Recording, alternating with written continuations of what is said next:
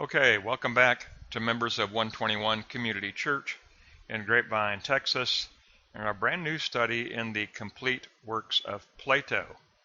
We're going to go back to something we've studied before, but we're going to take a look at Plato more in depth with a greater degree of investigation.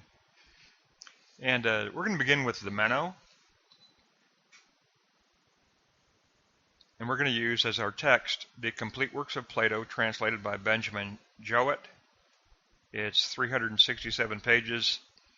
We're going to take a look at the Meno, page 72 to 125.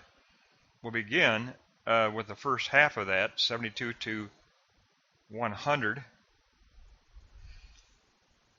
just to get us started with some introduction to it.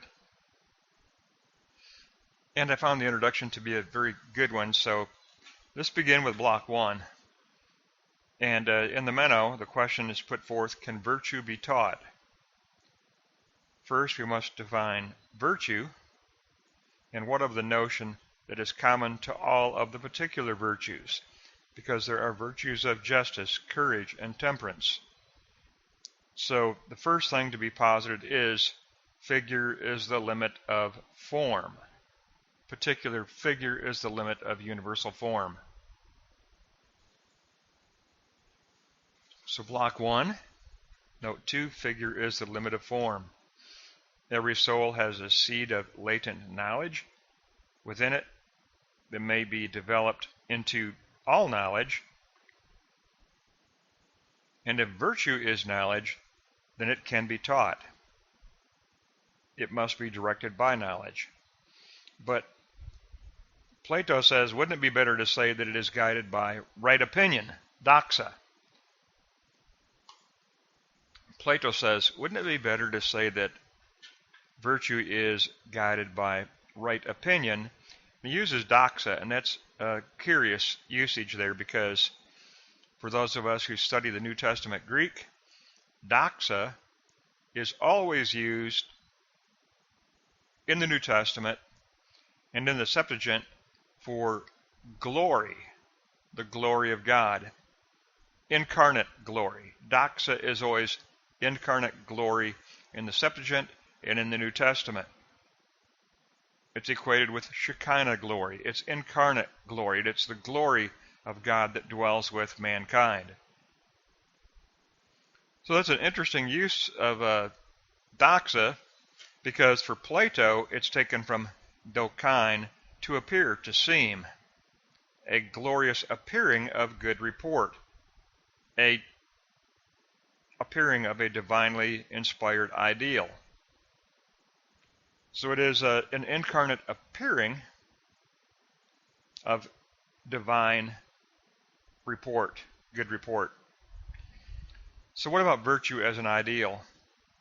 The mind rises to a notion of virtue, distinct from particular virtues, a concept of the ideal, a divination, a higher wisdom than that which governs the world, a mental anticipation, praxis-based, not purely theoretical, and it becomes an intersubjectivity converted to an objectivity.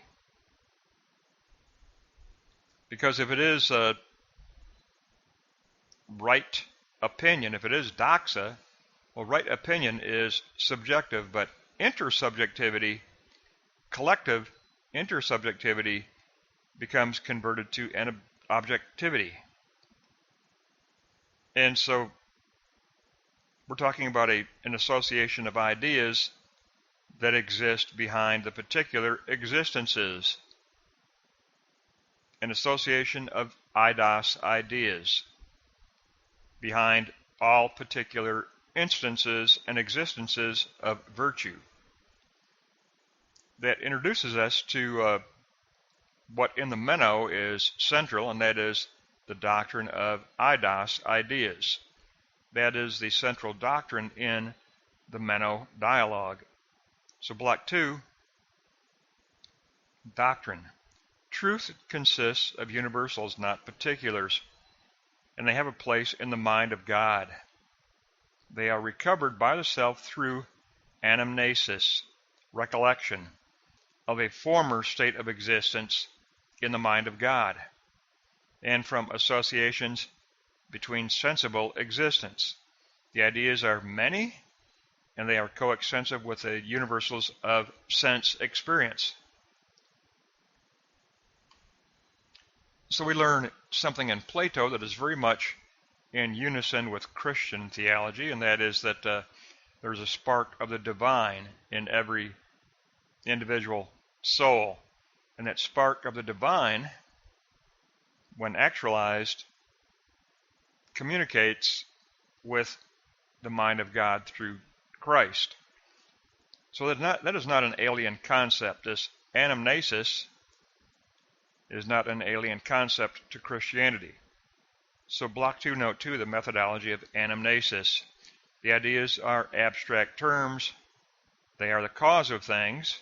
The Meno goes back to the soul's former state of existence in the mind of God, where the soul was purged and is always purged and sent back to earth. So Plato believed in a dialectical circle, a metaphysical, at the metaphysical level, that we always continue, our soul continues to be purged and reborn, purged and reborn, purged and reborn dialectically. The inner self, the soul, is always purged and reborn, always. So we also learn in the Meno that Plato enlists dialectic in his philosophy. That again is not alien to Christian thought at all.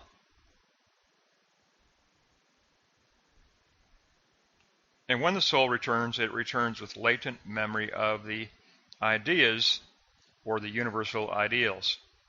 The latent memory of ideas. The ideas awaken in our consciousness. Through resemblances in the world, we reclaim these ideas through reason, emotive passion. And I would call that conviction. Reason and passionate conviction and association viewed in sense reality. The ideas are derived from facts, yet the ideas are prior to all facts. They are the universals. They are the eidos, ideas. But we can bring those ideas into our consciousness through passionate conviction, association in sense experience, and then a reasoned out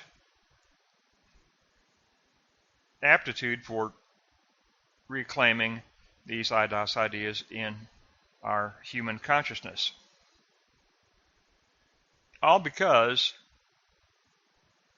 that spark within us allows this connection.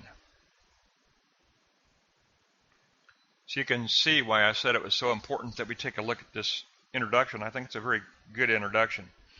Now, we move on to the original document now, and the beginning of the Meno basically just posits questions to be considered.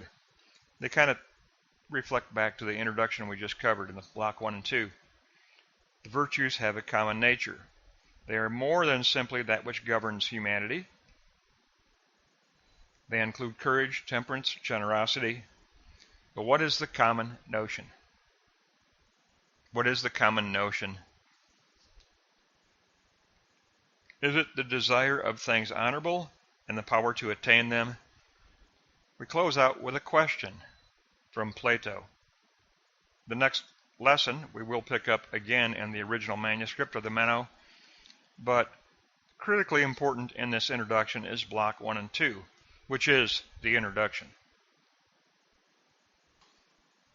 In this introduction, which I consider to be a very good one, we learn that in block 1, the most important aspect is note 2, that Plato enlists the Greek concept of doxa in a very unique way.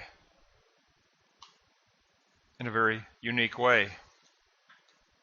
Almost, well, he says it's a derivative of dokine, to appear, to seem.